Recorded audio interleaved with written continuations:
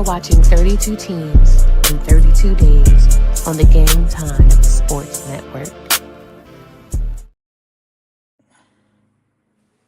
It's a great day, sports world. We are back. The last team in the NFC East, which is the New York Giants. Um, and what was that record last year? I ain't got none of my stuff in front of me, man. I apologize. Oh, they picked in the top five, so it had to be no more than 5-12, 4-13. So They were 4-13. there you go. So, of course, Jackson Dart didn't start the season, but your boy Russ did, No, that's your boy. and 0-3. They had three quarterbacks to start the season, and Wilson was 0-3, started out. Then Dart was 4-8. Somewhere along the line, with Dart missed some time, Jameis Winston was 0-2, and Jameis Winston still with the team. Very valuable backup, I would say.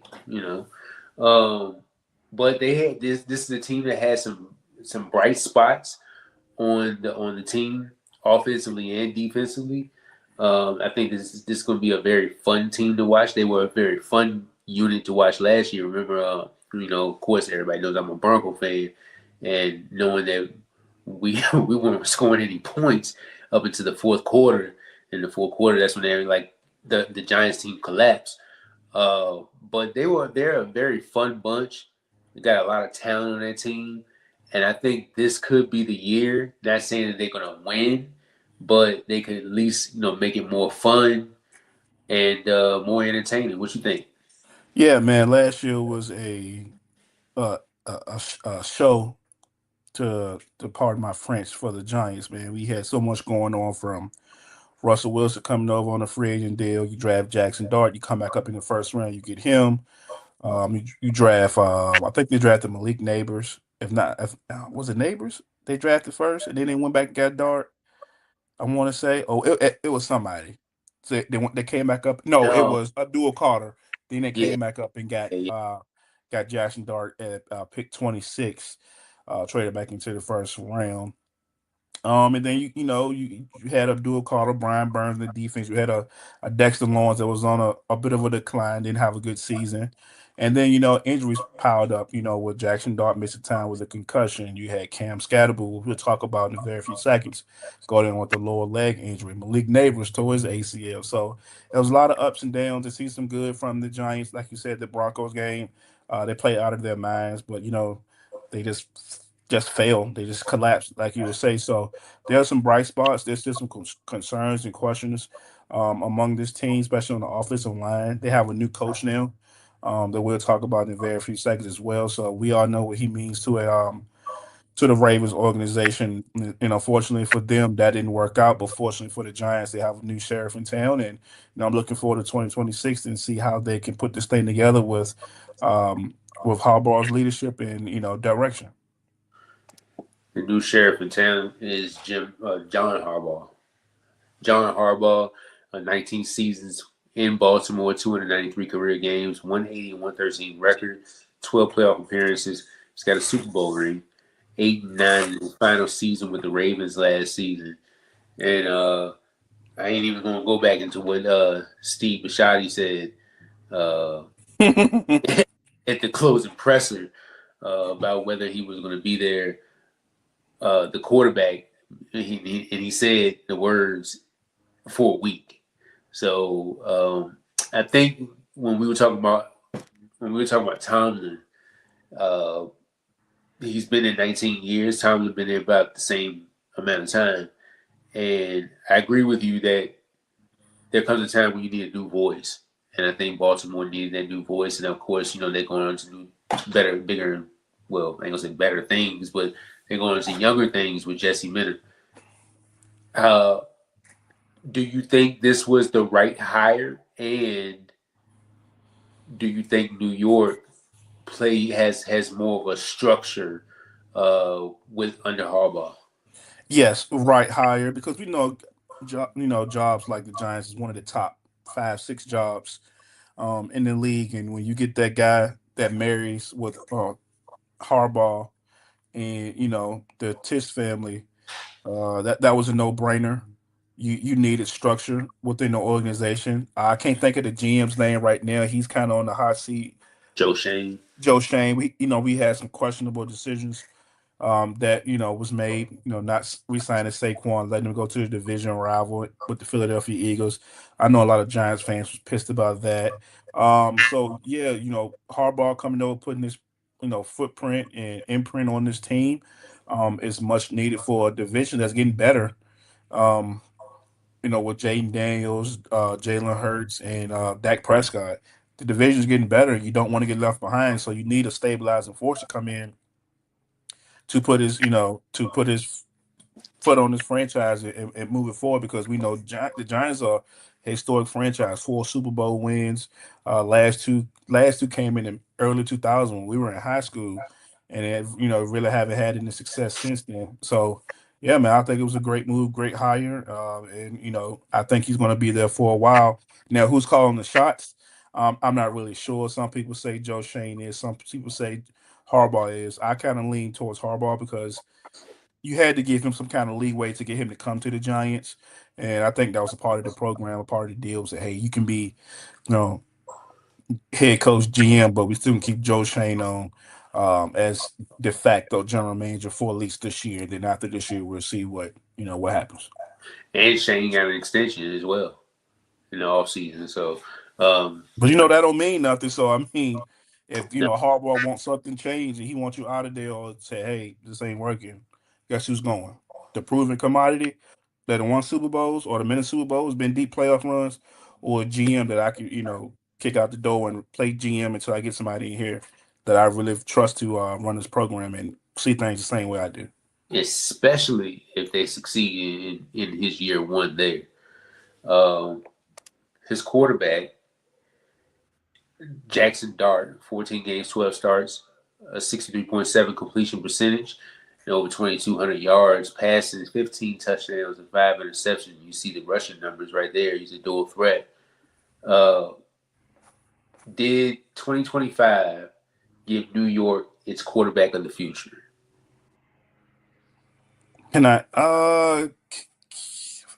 say TBD? Because he got a lot to prove, man. He has to prove that he can stay healthy for a full 17, not put his teams in harm's way, with being careless with the ball, not and keep injuries. He has to stay healthy. You know what I'm saying? And that's one thing that's been holding that held him back in 2025 was the injuries. Him wanting to take off, not protect himself. Want to get that extra yard instead of going out of bounds. The small things that they want him to work on, he needs to improve on that. And I'm gonna say TBD. I'm not really sure if he can be the future of this franchise.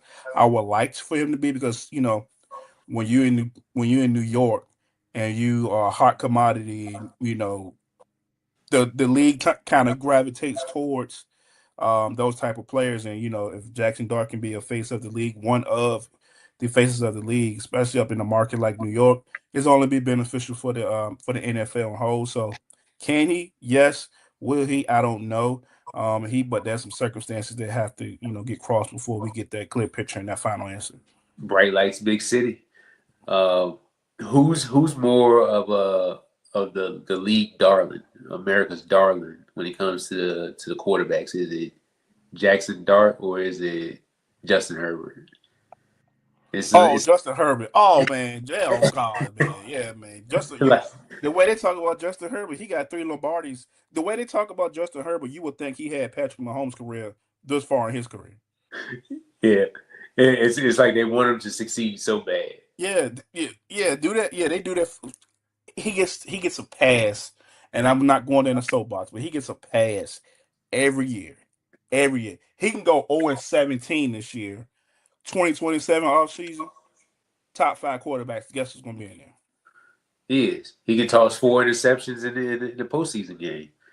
He So can lose 16-3 New England in a divisional game, get shut out, and he still talk about like a top 5 quarterback. I don't get it, man. He has top 5 talent, but it just ain't matching and marrying up. But nevertheless, this is a Giants episode, so you got me on my. You know how to get me routed up real quick about some Justin Herbert, though. Oh, This Giants offense, 22.4 points per game. There was 17 yards. They were 13. Third down, they were 14. Red zone, they were 27. 48 sacks allowed. That was tied for 23rd. And quarterback pressure percentage is up there as well at 26, amongst the worst in the league. We saw Jackson Dart take that big hit the other day. I forgot who laid the hit. Dude was coming off the edge, and he laid into him. Uh, I read a stat earlier. I think it came from Next Gen Stat, and I'm not sure how true it is. Jermaine Illuminor on the line, 11 and a half sacks. I'm not sure that's true. So that's probably right because he did the same thing for us when he played with us 2, 3 years ago. So yeah, that's probably about right. it's probably about right. Yeah. Okay. Well, I mean, you would be the expert as far as Raider failures and everything like that. So Whatever it look there. like, bro. It's a Giants episode, and sometimes we catch it straight in the Giants episode. We're on the other side of the country, and somehow we get that stray. Oh boy. You gotta get one at least one episode. Um, for the line though, Andrew Thomas comes back. John Runyon is starting in left guard so far. John Michael Smith Jr. Drafted CC Malnoa out of Miami, and then Illuminor as your right tackle. Let's get into the key additions, key departures. As you see, a lot of additions, a lot of departures. You go to the additions, Tremaine Edmonds coming over, Darnell Mooney. You got Juju, he's gone now. Yeah, he got cut, didn't he? Yeah, he got cut. Calvin Austin, another speedster. Isaiah Likely coming over. Patrick, Project Pat Ricard also coming over from Baltimore. DJ Reader, maybe that's your Dexter Lawrence replacement. Mm. And then they also have Darius Alexander, who we'll get into a little later on, who's going into his second year. He's also a defensive tackle too. And then you go to the key departures with Dexter Lawrence, Bobby Okereke, guys like that. You can see it on the screen. So as I always ask, what departure will hurt the team the most? What addition will help the team the most? Oh, for additions, man, I do like the I like the Isaiah Likely. I do like Project Pat as a key addition. Tremaine Edmonds being a steady presence in the middle of that defense. I do like that. Key departures, I'm gonna go with Bronco legend Russell Wilson. Um, Wandale and Cordell Flott. I really did like Cordell Flott for what he gave for this Giants defense last year. He was productive. He was solid, as a corner for this team, and I think that'll be a big addition. I'm glad he went out and got some more money somewhere else. So yeah, I think that'll be a loss for the secondary. I think Cordell Flott gave up the less. He had the lesser passer rating out of all the cornerbacks there, because every other cornerback had like over 100, maybe close to 100 passer rating. He was one of the only cornerbacks that had like maybe a 70 sub 80 passer rating, I want to say. So, and he's going over to Tennessee. Going over to the draft picks, Arvell Reese, round one. And then they also took CC Malnoa 5 picks later at 10. Colton Hood in the second round. Malachi Fields, who I really like, in the third round. Bobby Jameson Travis in the sixth round at defensive tackle. J.C. Davis, offensive tackle in the sixth round. 3 6-round picks. And they had linebacker Jack Kelly out of BYU. So what draft pick do you think stands out the most? CC at pick 10 or wherever they got him at. Pick 9, pick 10. I'm not really sure. CC is going to be that stabilizer across from Andrew Thomas, who's a top 10 left tackle in the league right now when he's healthy. So I think you having those bookends at tackle is going to be huge for Jackson Dart's success, his development, his health. And I like Colton Hood out of Tennessee as well. I thought when I watched Jamar McCoy on tape, he kind of showed something as well. on his other side, be able to play a little bit man. So I think those two draft picks will be come in, and you'll see them probably. I don't know if they're gonna start CC at guard first, and then move him out to tackle. But I think you'll see Colton Hood on the field come week one. And Malachi Fields, I throw a third one in there. He made some plays in the preseason. I think the last preseason game he scored a touchdown, so he's getting comfortable with his offense. And I think him and Jackson Dart we'll have some chemistry come later on in the season. So I'm gonna say those three. And we all know what our Reese is. We thought he was gonna be a top three pick, but somehow some people in the draft community they overthink things and they make things more harder than what it really needs to be. So then you got Abdul Carter, Alfred Reese, Brian Burns, Kayvon Thibodeau. You got four first rounders that are all. Kayvon was a top 5, top 10 pick. I think Alrell was top 10. Brian Burns was like pick number 4. Yeah, man, he's just the rich get richer at the pass rush position. Is there a chance that one of these pass rushers get dealt? Yeah, it's got to be Kayvon because he's on this 5th-year option right now. So if you're gonna move one, it's gonna be Kayvon for sure. Um, and I don't know if you're done with talking about the offense, but I want to bring up something about this wide receiver room. I'm looking at the 2025 room. And that's why I think Malachi Fields is going to be a huge, huge, huge addition. You use Wandale Robinson. That's your only 1,000-yard receiver. He only went 1,014 yards. You got Darius Slayton. That don't excite you. Malik Neighbors, we know what he is when he get the ball in his hand. Gunnar Olszewski, Isaiah Hodgins, Jalen Hyatt. Remember, he was a 3rd-round pick out of Tennessee from way, way, way, way, way, way, way, way, way, way long time ago. We thought he'll have something, but he's just a one-trick pony with straight line speed in the field. Little Jordan Humphrey, you know a little bit about him. Bo Collins, I don't even think he played at all. Good Jordan Humphrey with us. I'm saying he with y'all, right? Yeah. Yeah, but he was on the roster at one point last year with the Yeah. Giants. Uh, Yeah. Okay. yeah, and then Ray McLeod. Ray been in the league forever. So if you look at that wide receiver room, outside of Wandale going getting a big bag from the Tennessee Titans, there's nothing to be excited about to take that pressure off Malik Neighbors. So that's why I think, heads will be turning once you see Malachi Fields on the field, a 6'4" receiver out of Notre Dame. This give you some big playability, and I think that'll go a long way for Jackson Darden's offense. Yeah, I like the Malachi Fields. Young, big body, contested catch, throw it up, Little Courtney Sutton, little baby Sutton. Yeah, He about to get traded, so. I knew the hate was coming.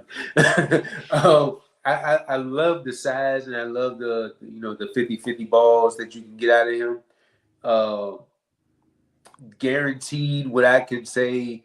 I ain't gonna say number one. He could be a number one. I mean, it could all depending on the target share and all that because you don't know about Malik Neighbors and his. I know he was out there, but how long is this going to hold up? Is he back full strength? You know what I'm saying?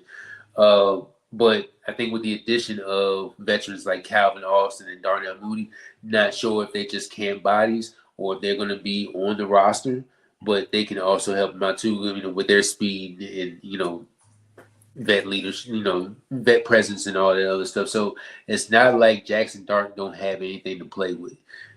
Because he does. Oh, and then you got Cam Scatterbo as well. I was going to ask you about the running back room. What do you think about the running back room? Because Tyrone Tracy and Cam Scatterbo, that's all I see right now. Do you see a third back that could probably make an impact on this roster if one of those two go down? Because we know Scatterbo, he put his life on the line, boy. So if he go down, just Tyrone Tracy, what do you see in that running back room after Scatterbo?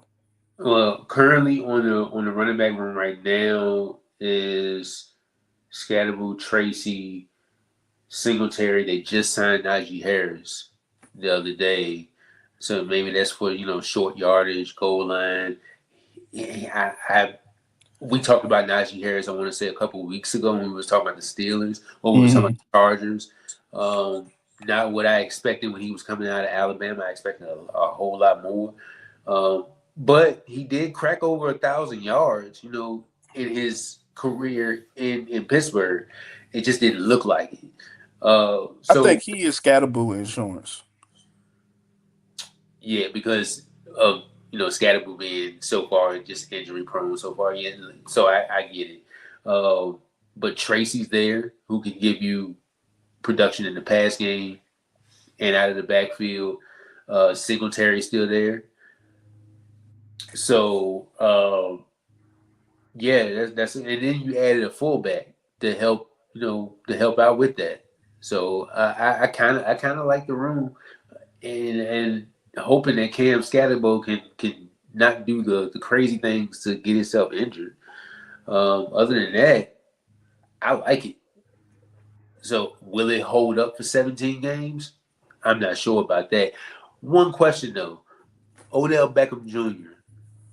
What does his value add to this roster Keep the chain. He's gonna be a chain mover. We know he's a beloved figure in New York. He's probably a top. at stage in his career? Yeah, he can give you something still. I mean, it's not going. I mean, if you're looking for the old Odell of 2000, whatever, No, you're wrong. But I he- think come and give you about 500-600 yards. Keep the chains moving. Be a possession guy. I think he'd do some service for this team. I forgot all about Odell. I forgot all about him that he's still fighting for a job at training camp because he was one of the ones, and he's forever stamped in New York forever. He ever since that catch. He's a made man, so he can't do no wrong in New York. No wrong. And I remember all the battles he had with him and Josh Norman when they got to fighting on the field. Boy, that was good. That was good old 2015. Boy, those were good times. Odell don't have to pay for a thing in New York. Not a thing. All he got to do is show up to any restaurant, sit down. He good. He good in the hood. Let's go to this defense. 25.8 points per game was 26th, 28th in yards per game, 25th in the red zone, 25th as far as turnovers. They forced 15 turnovers. So that not a lot. Pass defense, you see it right there, 22nd in passer rating, 16th in yards per game, 18th in yards per attempt, and only just 9 interceptions last year, which toward the bottom of the league. Run defense, 5.3 yards a pop given up. That's 32nd, and 145.3 yards per game given up. So, um,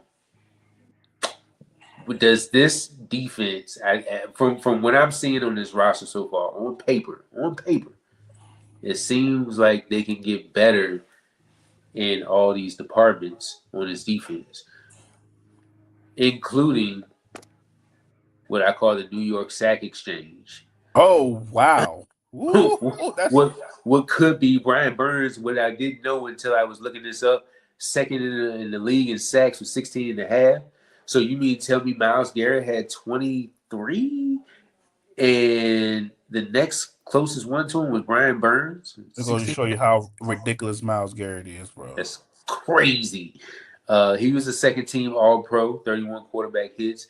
Uh, and he had 7.5 plus sacks in 7 straight years. Abdul Carter, not a lot of production in the sacks department, but as far as pressures, I'm sure his numbers are high. 6 starts in 17 games. Kayvon Thibodeau, as we talked about, could be a trade candidate. Just 2.5 sacks, and I guess just the production just hasn't been there since he's been there. In which why they haven't given him the 5th year option, and then Arvell Reese coming over, which I mean he can be used as a pass rusher, but he's an all around linebacker in your opinion, right? Yeah, he's an all-around linebacker in my opinion, but they're using him off ball right now. So I think you see a whole lot of Arvell Reese on off ball, first and second down, then they'll kick him down to a pass rushing off the edge on third down. So you'll see the raw talent and the generational talent that he has on third down. So yeah, man, this is if New York sacks and change. That's a lofty name you want to put on those boards potentially, man. But it, like you said, potentially it's there if because you got, like I said, you got top five picks all over the board, bro. There's no reason why you can't get top five pick play from each of these guys. So it's the you know possibility. Yes, you lose Dexter Lawrence in the middle of that defense to collapse the pocket, but you insert what's my guy name from Toledo again? The defensive tackle that they took in the second round like a couple drafts ago. Darius Alexander. Darius Alexander out of Toledo. I like him as well. He's going to step in that Dexter Lawrence role and provide some of that interior pass rush. So it's all there, for this Giants team. and you got Tremaine Edmonds on the second level, being a constant pro. He's been a all Pro Bowl type player for years in this league. So it's there, man, to give the corners a chance to go get more turnovers and more possessions for the offense. So I'm excited. Also, DJ Reed on that line as well. No slouch. He used to be with the Bengals as well. He's been around the league for a He's while. been So around the league. He's going into his 10th year. So, a veteran like that brings that much experience can continue to coach up Darius Alexander, who's going into his second year. And then also with the guy that we talked about in the draft, Bobby Jameson Travis. mm-hmm. So with him as well. So and then with the linebacking group, Micah McFadden, been on like 100+ tackle machine since he's been in the league as well. So the secondary got to improve, bringing in Greg Newsome. And then, we got Drew Phillips over there as well, who didn't have the best 2025, but Paulson and Debo over there as well. So I think this defense can improve, so to say. Who's the defensive coordinator? Denard Wilson. So I don't really know who that is, but he's going to make his name for himself now, being a defensive coordinator. Let's get into the schedule here. Yeah, this ain't the worst defense in the division, by the way. So I'll just say that. Commanders. Yeah. Going into the schedule, they start off week 1 against the Cowboys on Sunday night. Then you get a Monday night game against the Rams. Oh, Lord have mercy. And then, facing against Titans, Cardinals, Commanders. Those are games right there where the Saints as well, where they could go either way. You face the Texans before you hit your bye week. After that, Eagles, Commanders, Jaguars, Colts, 49ers, Seahawks, Browns, Lions, Cowboys, Eagles. How many wins do you see from the Giants this year? Let's see. 1, 2, 3, 4, 5, 6, maybe 7. Say 7. I'm gonna say 7. Say 7. We always tend to agree on the numbers as far as predictions. No, we don't, because you had Arizona winning 12 games. No, you don't. But I'm not in disagreement with that number 6 or 7. Maybe it could be an 8, and all depending on it could be a 9. All Where you see 9 at? All right, let's do this. Let's what you see. We doing it, y'all. We got time. All right. So there's 65 do math. What we see 9 at? Let's go. Titans. There's the Cardinals. There's the Commanders. That's the same. That's 4 wins right there potentially. Right. Then you got the Commanders again. The Jaguars. Who knows with that? Who knows what type of team they're going to be? The Colts. You already low on the Colts. Who knows what the 49ers are going to look like at that time? You got the Browns, the Lions. Who knows what type of team they're going to be? And let's not forget those last 2 games of the season with the Cowboys and the Eagles. They probably not even playing their starters, depending on where they're looking at in the standings. So I can see about good 6, 7, 8 wins right there. That's gonna round it out, Lord Jesus. This man said he don't know what the 49ers gonna be looking like. And me either, but I ain't picking them to beat San Francisco though. The Jaguars, I think the Jaguars will be a decent team. We'll get to the South here in a couple days.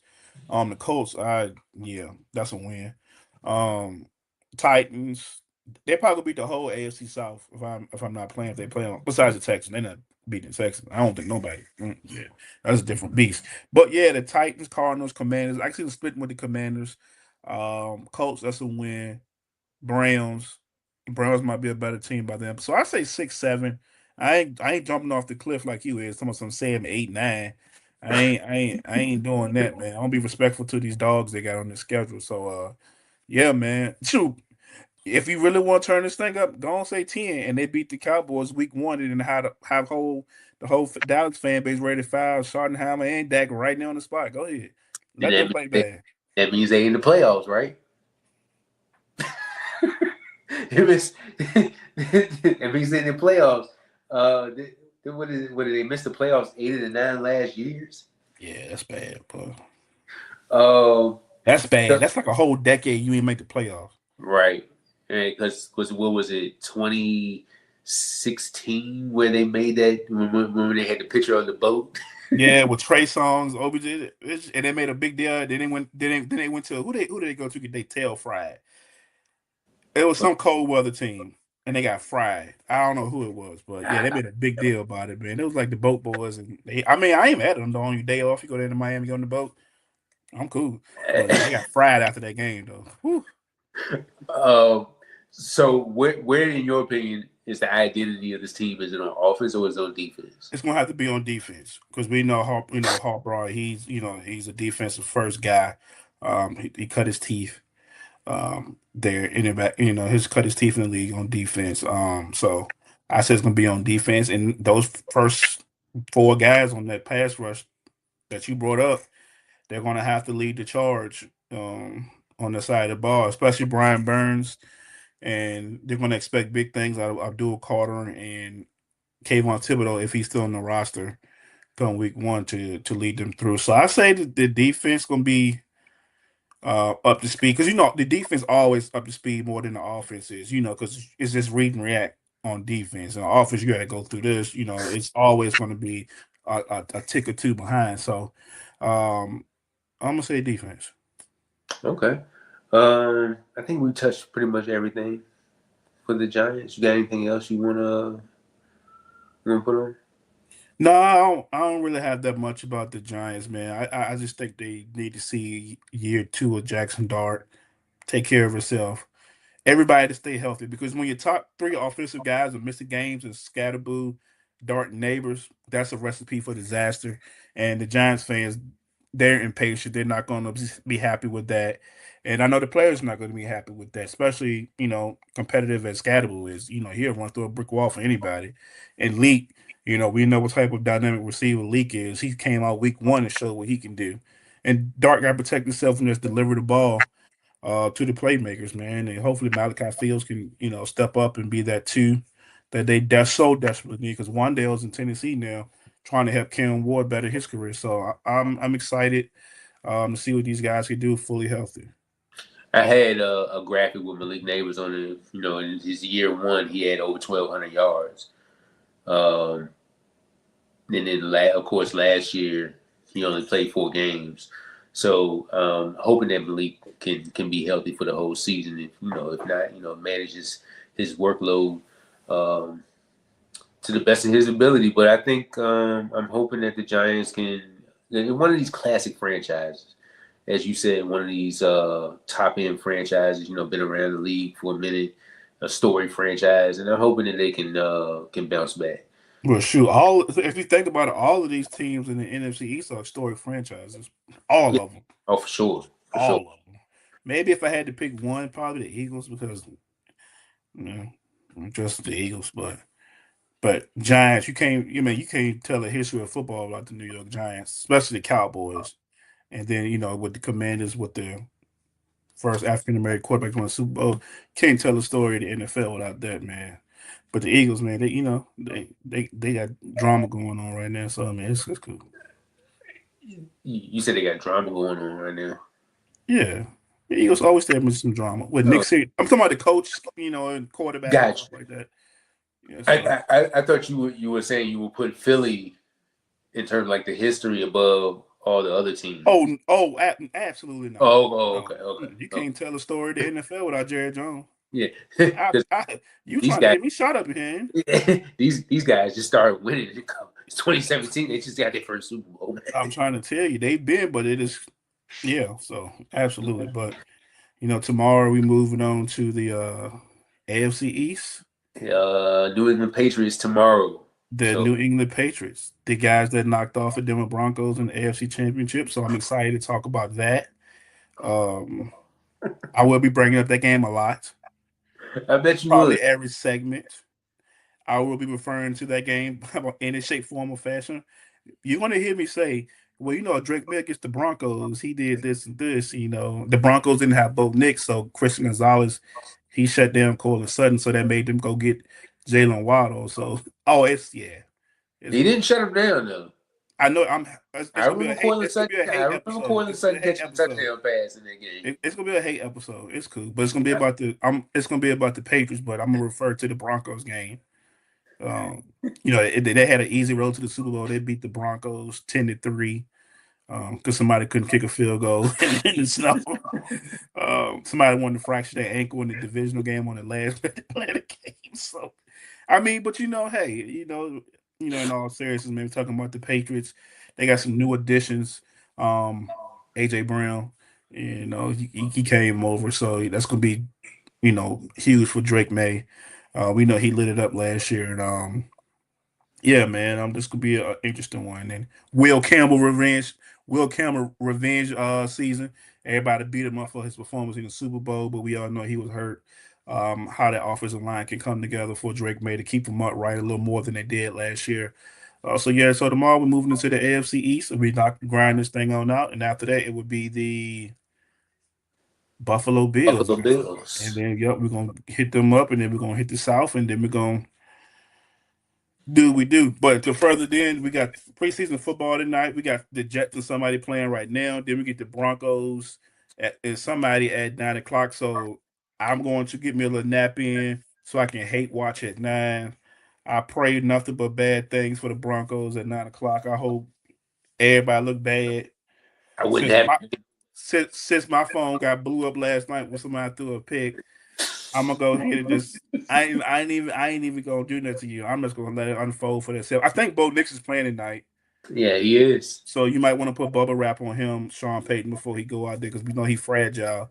So it's gonna be a good night for preseason games, and I'm excited, man. 12 teams left, ladies and gentlemen. 12 teams left, man. We've been sweeping through this thing. We only got a few days left before the NFL season. We'll be back tomorrow. New England Patriots. Thank you all for tuning in. If you've been keeping up with all the teams along the way, we appreciate you for watching and You sharing. selfish. Something I'm about to I appreciate it. You so selfish. I swear, man. I swear, man. It's ridiculous. I cleaned it up. You did. You bounced back. I appreciate it. But we do appreciate you for tuning in, and tune back in tomorrow when we talk about the AFC champions who lost in the Super Bowl.